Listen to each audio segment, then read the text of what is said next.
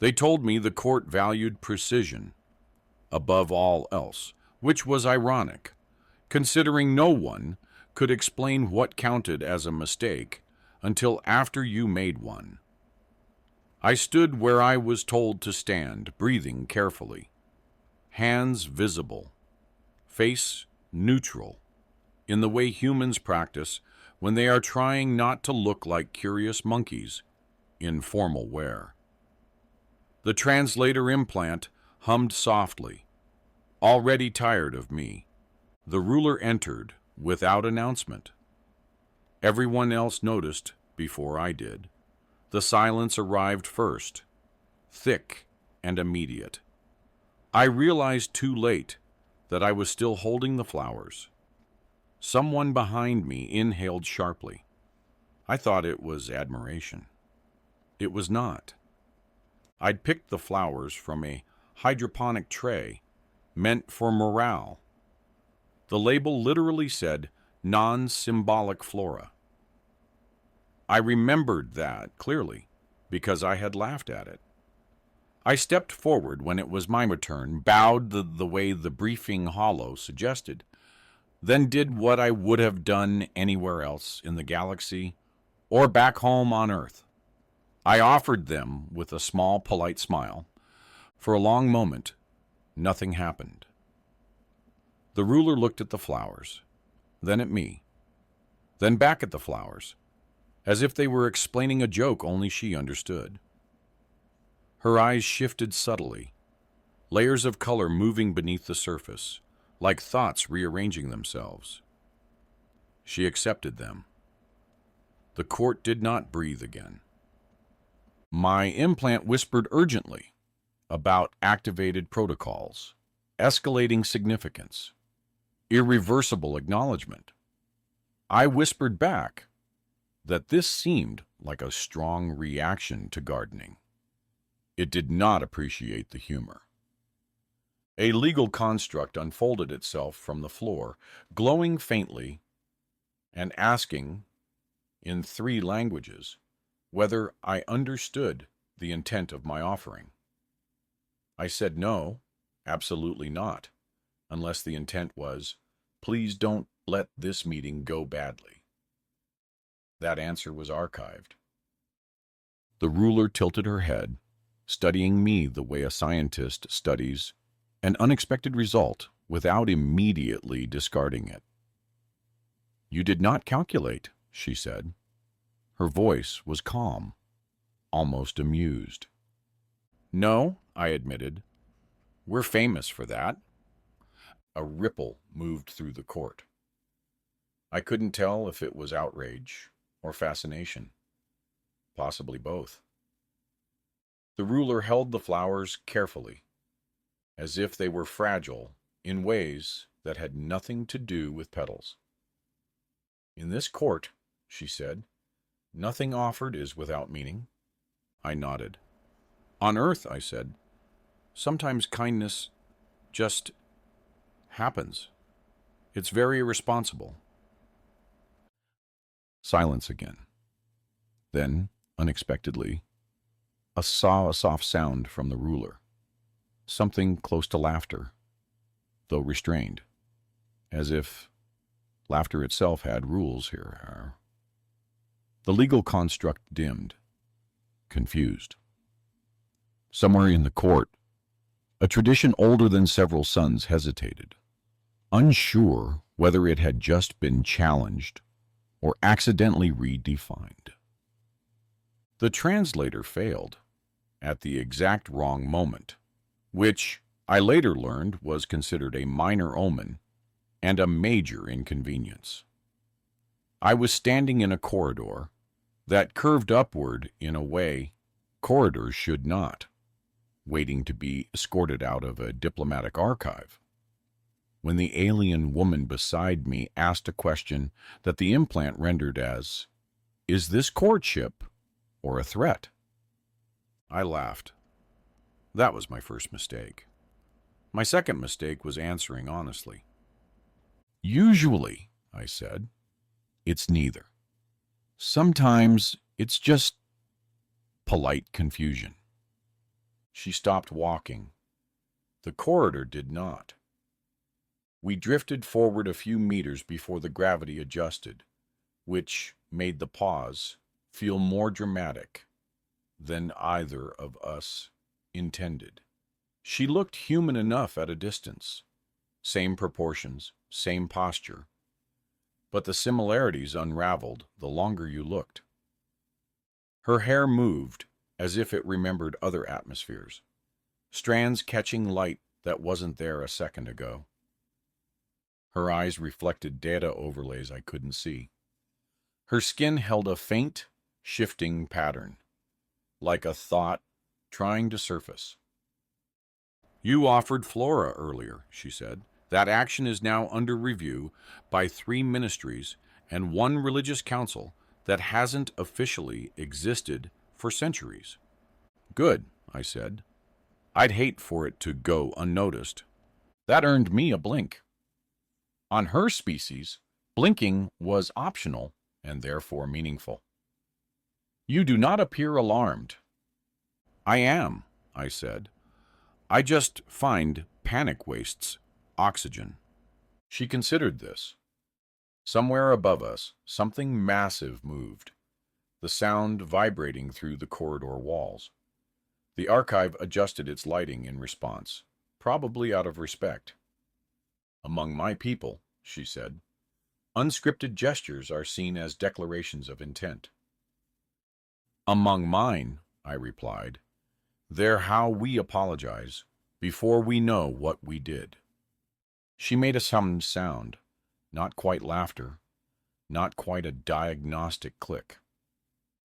That explains several treaties. We resumed walking. A drone drifted past, scanning us for emotional volatility.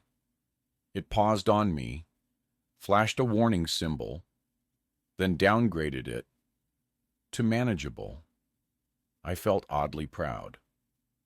"You realize," she said, "that the flowers now place you in a category usually reserved for challengers, consorts, or extremely naive children." "Is there a test?" I asked. "I've always wanted to know which one I am." She stopped again, this time anchoring herself to the floor, so the corridor had to comply. "You are difficult to classify," she said. "Human?" I offered. "We're like that." Her gaze lingered, curious rather than cold. "If meaning can be unintentional," she said slowly, "then our systems are incomplete." "That's kind of our brand," I said. "We show up, break the math, and bring snacks."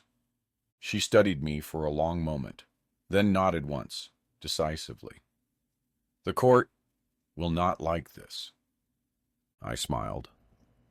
Neither did the flowers.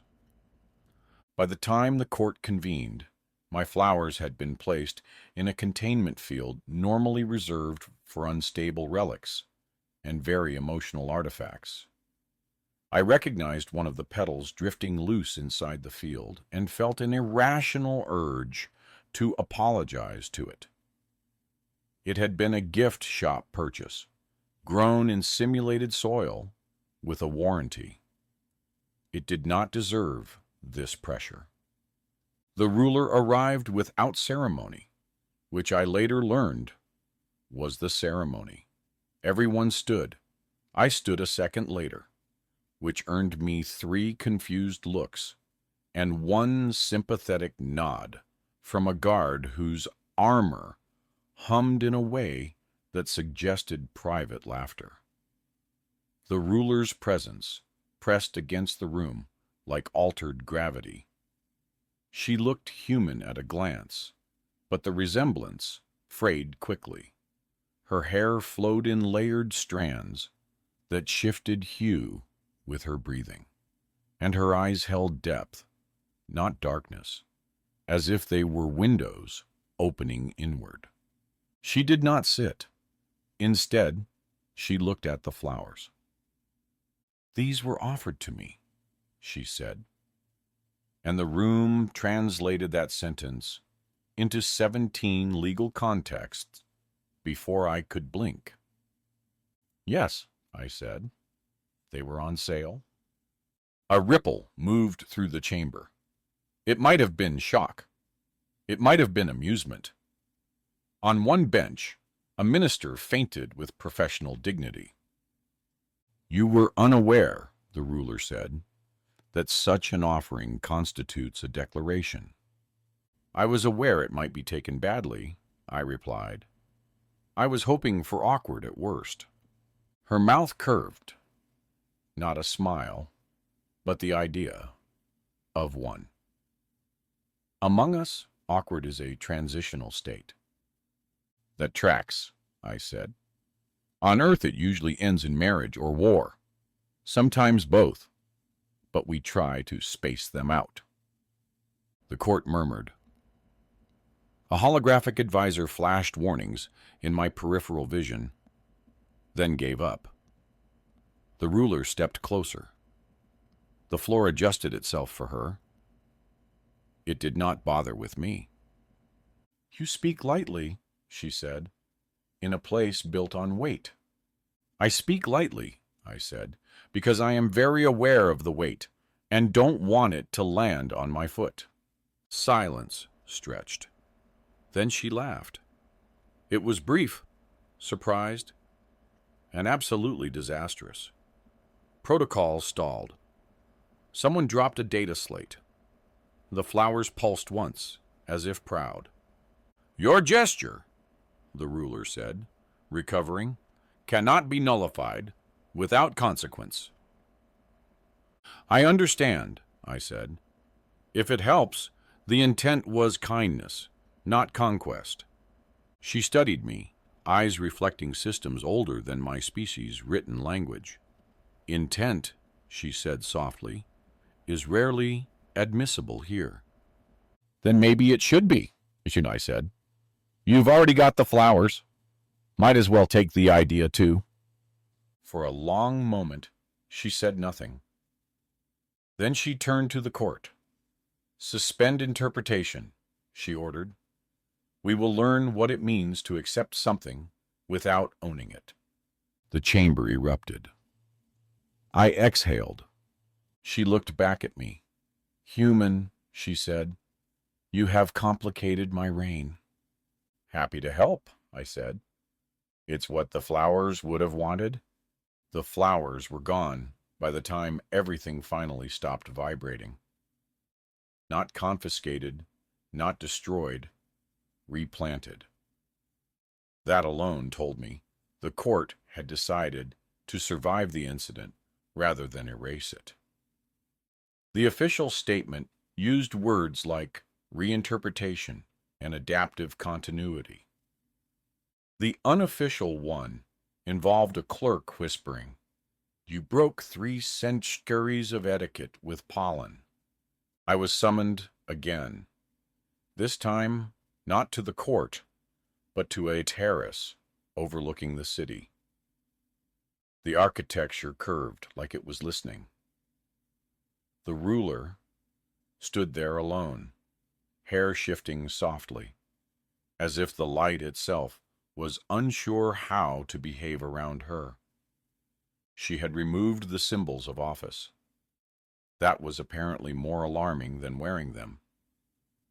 "You remain," she said, which was less a greeting than an observation. "I was told leaving might escalate things," I said.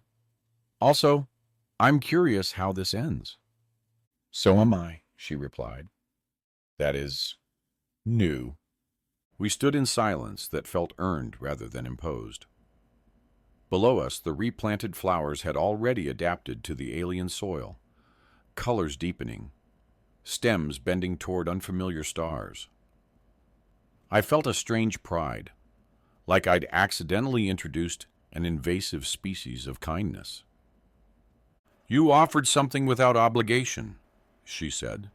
"Our systems do not know how to process that. They kept searching for leverage." "And found none," I said. "Happens a lot with us. We're bad at being efficient. She considered that. Your presence has altered several predictive models. I should apologize. No, she said. I should thank you. I ruled by knowing what everything meant. Now, I must learn what things can mean. I laughed, short, disbelieving sound. All this over flowers? Over choice, she corrected. You reminded us that meaning is not fixed. It is agreed upon. A pause. Then she added, almost wryly, also, the flowers are very resilient. The botanists are furious. That did it. I laughed properly this time. The tension cracked, and something lighter moved in to fill the space. She watched me with open curiosity, not as a subject, not as a symbol, but as a person who had stumbled into history carrying a gift shop bag. You may go, she said at last. And if I stay? Then we will have to define that together. I looked at the city, at the flowers, at a civilization quietly rewriting itself because someone had been kind without checking the rules first. I realized I wasn't afraid anymore. Not of the court, not of misunderstanding, not even of consequence. I think, I said slowly, I've learned to ask what things mean before assuming they don't. She nodded. And I have learned that not all declarations are demands. We stood there as the stars shifted, neither bound nor free, just present. And for the first time since I'd crossed the stars, that felt like enough.